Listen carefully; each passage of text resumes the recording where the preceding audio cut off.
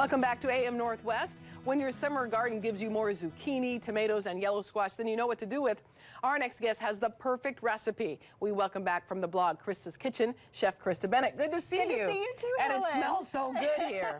This is another family favorite recipe, yes, right? Yes, it is. We love our summer ratatouille, and we look forward to it every summer. Wow. So what all do you have in here? Okay, so you know we make. I make my summer ratatouille. You can make it with a lot of things. The traditional things are peppers, eggplant, zucchini, onions, garlic, that sort of thing. But I make mine with yellow squash, zucchini, tomatoes, and Japanese eggplant. But if I can't find a Japanese eggplant, I'll just use a small eggplant. And then my base is onions, garlic, tomato sauce, fresh herbs, a little smoky paprika just to change it up a bit. Yeah. And then that's my base. And then we pop it in the oven, and it comes out as a baked vegetable dish. Wow. All right, let's try it. Okay. So what I'm going to do really quick is I just made the sauce. This is the base, and that will go in the bottom of our pan. But really quick, let me just show you what I do with my eggplant. I love the Japanese eggplant for this because it's smaller. Yeah. And so I just give it a little striping. My girls always call it, she's striping the eggplant, and that way it just is going to keep it just a little less tough. Oh, I did not know that. Okay. Yeah, the skin is so tough when it cooks, and then we're just going to do about... Then why not take all the skin off? You can, but it's pretty. Okay. Yeah. I want it to makes be sense. pretty. It is pretty. It is pretty, and it looks a little decorative, and I just make some, it should be about a 1/4 inch thick, but I just cut it however I feel. Okay. And so what I'm going to do is I'm going to pour this in the bottom of the pan. And this is simmered for a little while. It has a little red wine in it too. And I just smush it in the bottom of the pan. And you can do this in a rectangle, square. I made a little one. I put them in little ones as well. I made a little one for you over there. Yeah, you've got to see this, guys. This is like the cutest little You can make a casserole bunch of little ones. They're really Isn't that cute. Oh my gosh. And then all I do is I layer my squash and zucchini so that it's all pretty, and I just layer it like this. Oh, in a row, not flat. No, in a row. And tomatoes. And tomatoes, so you can try that if you like. Sure, I'll try it. And I just like to, and if it's too big, you can just smash, half it if you want. And that way it turns out kind of uniformed. It doesn't have to be perfect. Right. We're making a rustic French provincial dish, and it's not supposed to be perfect, but I like it to be a little pretty. It is really pretty. Yeah. Okay. Yeah. So you just keep doing this. I keep doing it, and so when you finish one row, then you start another row, and then so there'll be 3 rows in this pan. Does it matter size or? No, just however you want. I always end up with more zucchini than anything. Oh, okay. Yeah. And that's why we got to use up the zucchini. I know, we have to use the zucchini, and then I smush it together a little bit more that way. Okay, so more of that. Okay. Yeah.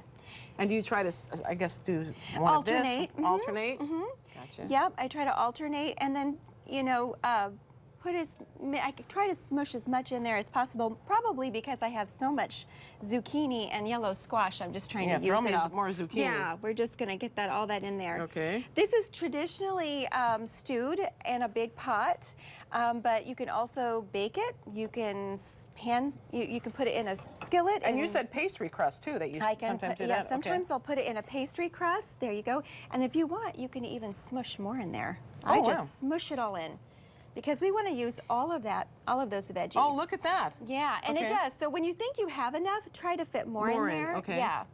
And then once we get this all in there, what we're going to do is I am going to season it with a little more salt and pepper on top. What kind of salt is that? That is the Himalayan pink salt. Oh, I love that. I know, okay. I do too. And I'm going to do some black pepper. And I've already salted it a little bit. I'm going to add a little drizzle of olive oil over the top because we want it to be nice and good. And do your kids actually eat this? Oh, they love it. Okay. They absolutely love this. They especially love it, for dinner paired with fish or chicken or grilled meats. And then we just pop it in the oven. Is that Parmesan you said? That is grated Parmesan, or I love Romano. I love grated Pecorino Romano on this too. It has a little bit more of a kick, a little more of a bite. Gotcha. And then what do we have here? Those are some fresh herbs that I actually incorporated into the sauce, but I can sometimes I throw those on top too because I have an abundance of fresh herbs. So we can throw those on the top. And then I bake it for 350 for about 30 to 45 minutes. And then when it's finished, it'll look pretty much like this, only soft. Right. And then I pop it under the broiler to give it a little bit of color. And so then it turns out like this. Oh, I see. Yeah. So the broiler, you want to do that at the end. Yeah, Okay. you want it to, give it a little color. Could this also be a breakfast dish? Oh, absolutely. You can serve this warm, cold, or hot. Any way you want. Okay. And I put a little creme fraiche on that for you. That's what I was wondering. There's Yeah. something different here. Yeah, okay. a little creme fraiche just to, I don't know. I like a little creamy with my vegetables. I hear you. Okay. The more cheese, the better, right? Mm-hmm.